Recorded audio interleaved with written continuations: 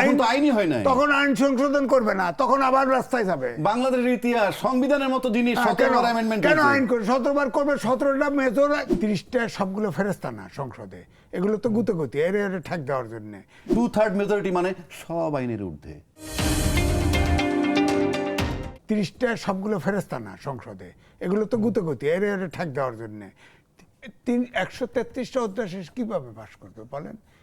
Draft করছে একটা deputy secretary, এগুলো ভেরিফাই করতে পারে। সবচেয়ে বড় কথা আপনি দেখেন, এই যে দুর্নীতি দমন কমিশন, এটা টাইম বার্ডে পড়ছে। জাতীয় মানবাধিকার কমিশন, গুম কমিশন, গণভোট আদেশ, এই সব 20টি অধ্যাদেশ আটকা পড়ছে। সরকার কি নির্বাহী বিভাগ দ্বারা নিয়ন্ত্রিত হচ্ছে?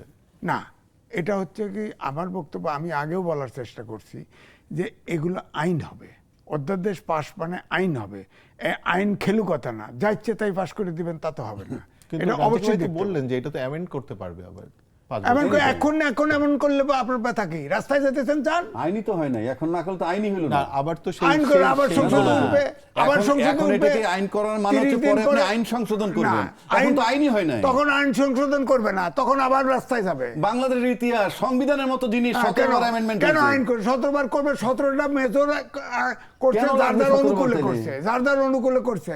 এখন এখানে যেগুলো করছে, ধরেন এই যে বলেন ইয়ে আছে সচিব আইন বিচার বিভাগের কথা বলে, বিচার বিভাগে উনি জানেন তো 116 অনুচ্ছেদে বলা আছে, সব বলা আছে যে সুপ্রিম কোর্ট তার অধস্তন ম্যাজিস্ট্রেট বিচার বিভাগের প্রমোশন ট্রান্সফার সব করবে, কিন্তু প্রেসিডেন্টের সাথে পরামর্শ একটা নোক্তা লাগায় রাখছে, বাস, পারে না, গেল। এখন সচিবালয় করবে, সচিবালয় তো অলরেডি অ্যাক্টিভ, অলরেডি হয়ে গেছে।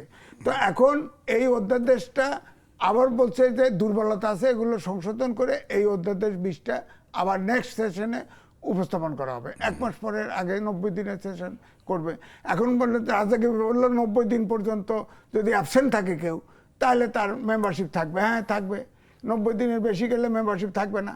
বিএনপি যাবে, জামাত যাবে না, এনসিপি যাবে না, তাদের মেম্বারশিপ বাদ হয়ে যাবে, বা ইলেকশন হবে ওখানে।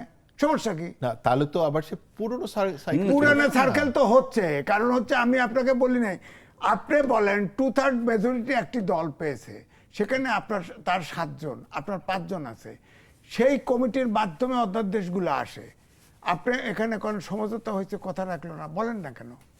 আপনি রাস্তা গেলেন, আপনার কেন রাস্তা গেলেন আমি জানি না কেন, বলে যে ফেসিবাদের দিকে মুভ করতেছে। আপনার সমঝোতাটা কি হয়েছিল বলেন না কেন আপনি? হ্যাঁ, এটা আসলে আমরাও খুঁজতেছিলাম। রাজ্জাকি ভাই, আপনার কি কোনো ধারণা আছে সমঝোতাটা কোথায় হলো, কি নিয়ে? আমার সমঝোতা কি সেটা তো ডিসক্লোজ না করে আমরা কেমনে জানবো?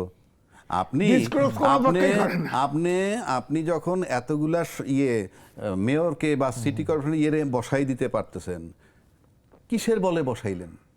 নির্বাচনের সবাই পাস করতে 100 ভাগ, আপনি নিশ্চিত?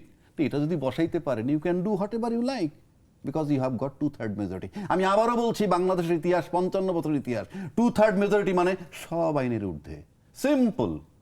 এবং যে ব্যাখ্যা ওখান থেকে দিবেন, that is final, because I am the boss.